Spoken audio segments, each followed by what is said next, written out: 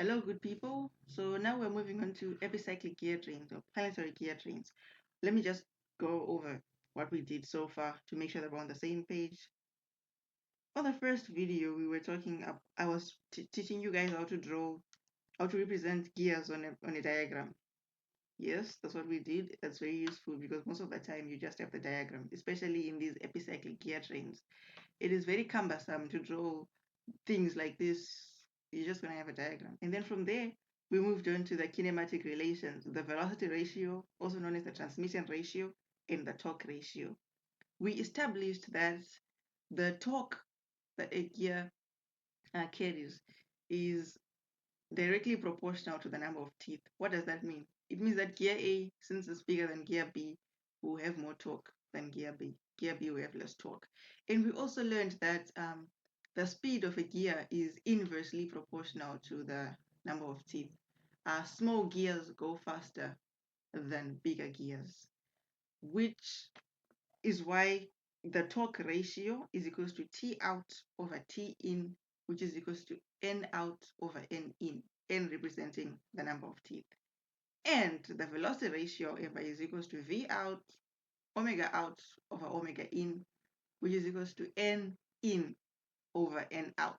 So the torque ratio is pretty intuitive, straightforward, but the velocity ratio, when we're talking about the velocity ratio in terms of the number of teeth, is velocity ratio is the number of teeth on the input gear over the number of teeth on the output gear, which translates to the speed on the output gear over the speed on the input gear. Just making sure that we all know that. If you do not know that, please go back to the last video.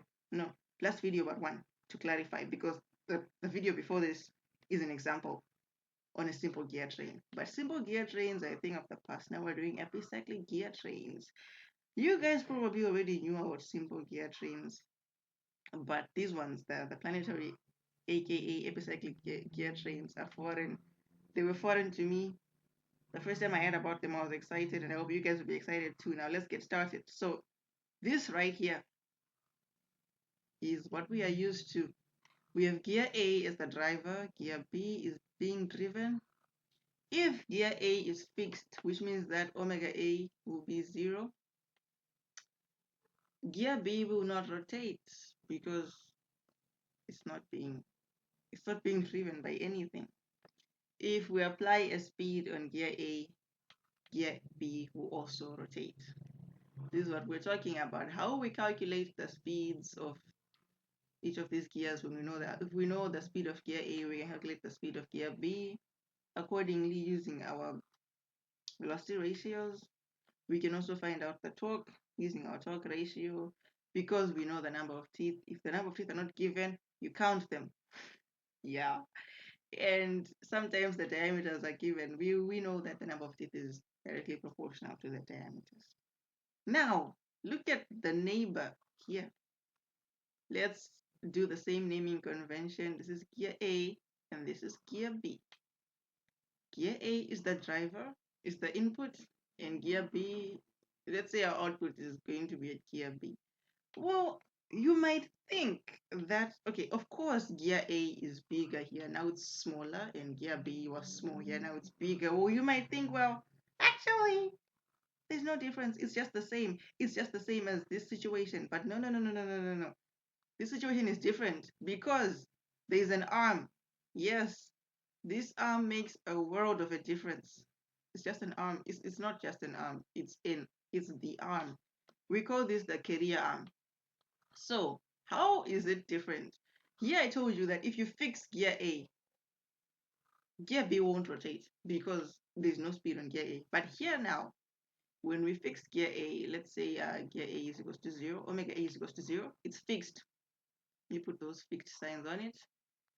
But now we have the arm C as another input. And if we decide to turn the arm C to give it an angular speed in this anti-clockwise direction, the arm is going to start moving. So this is the trajectory that the arm is following around the arm is rotating about here. This is where the arm center is, and it's rotating about there.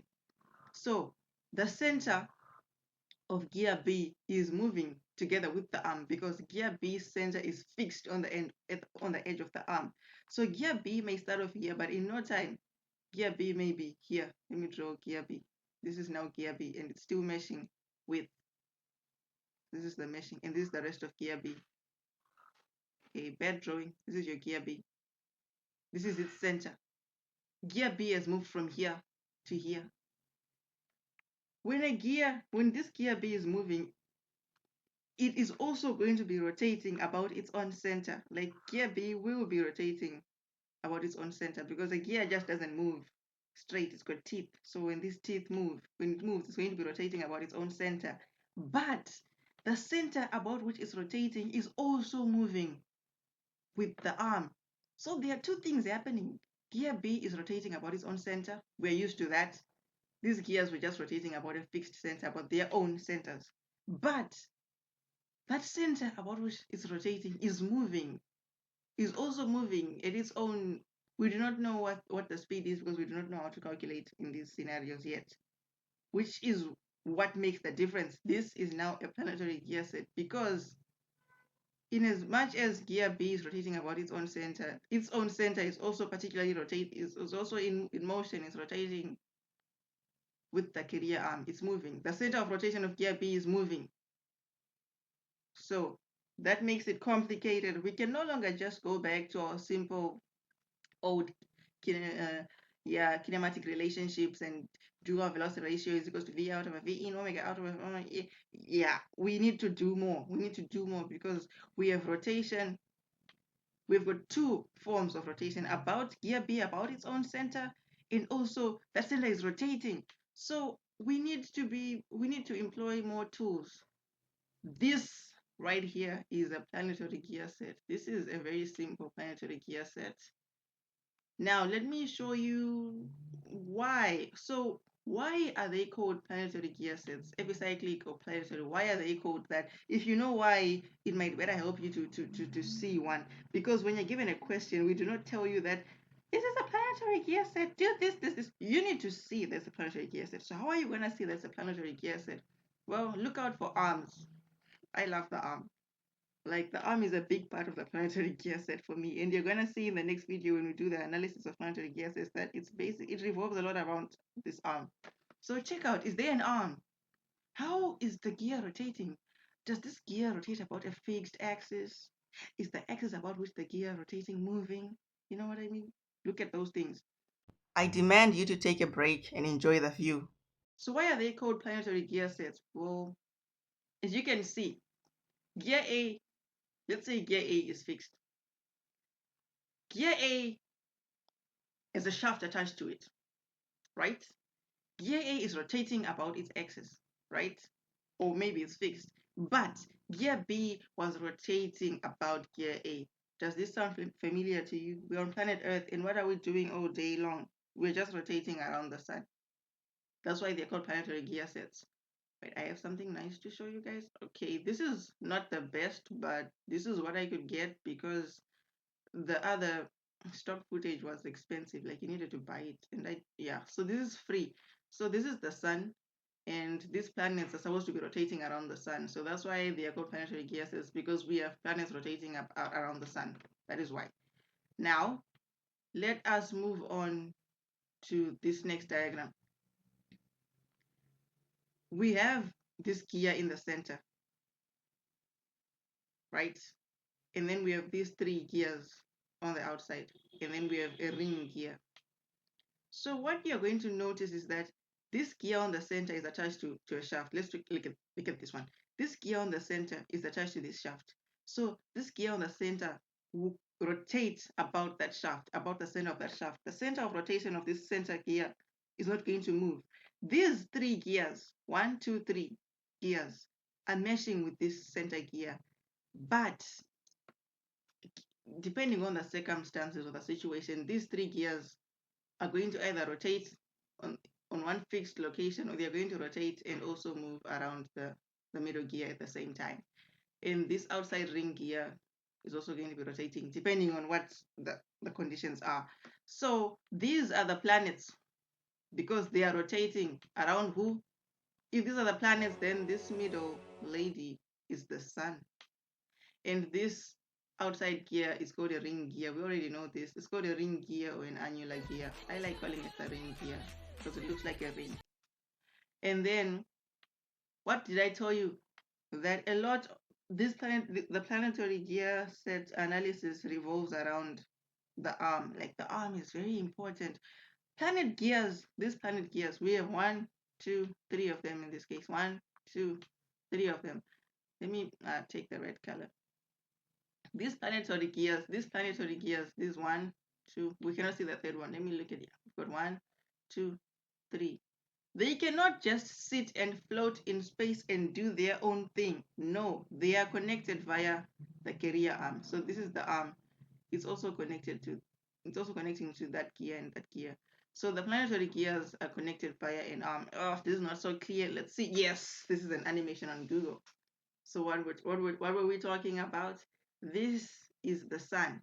1, 2, 3, 4 are the planetary gears. This is a ring gear. And the thing connecting the planets is the arm, the carrier arm. So in this case, so this is the, okay, these are the settings. Oh, this is so cool. I got this thing from Google. So this is the carrier speed. Right now, this carrier arm is fixed. If the carrier arm is fixed, 1, 2, 3, 4 gears are not going to rotate. Let's go back to this. What I was talking about here. If we fix this carrier arm, like it's not allowed to move, it's fixed, and we apply a speed to gear A, gear B will rotate normally. It will be like this scenario. Because if we fix the carrier arm, it's like the carrier arm is no longer there. We get back here. Because here you can imagine a fixed.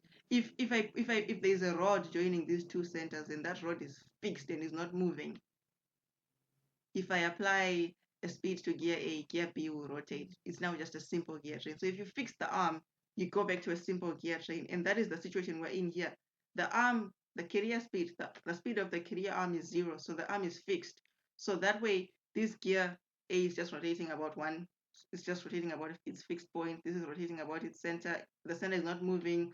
This is rotating about just one fixed point, and that point is not moving. And our ring gear is doing what it should be doing. But if I allow my carrier arm to move, should I make it go faster or slower?